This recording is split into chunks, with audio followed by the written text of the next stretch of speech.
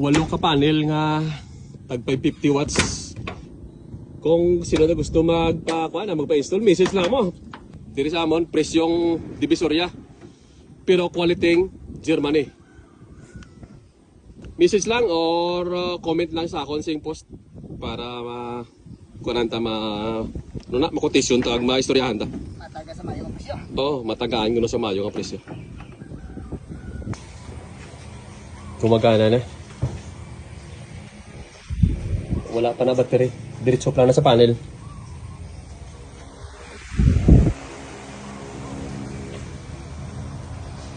Kaya wala pa mag-abot ang battery. Diretso lang sa panel eh. Ang pang 10 kilowatts oh. Nan. Subong ko pala na itong gamit. Panel green o kapit ko. Kasi wala pa ta battery. Bali ang supply subong, ang first niya priority ang ginakuhaan supply ang panel. Kaya nakasit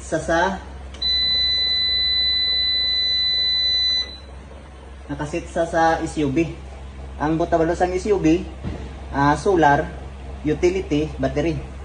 Ang utility mo ng kapil ko ta. Nakadepende na sa settings. Kung halimbawa nga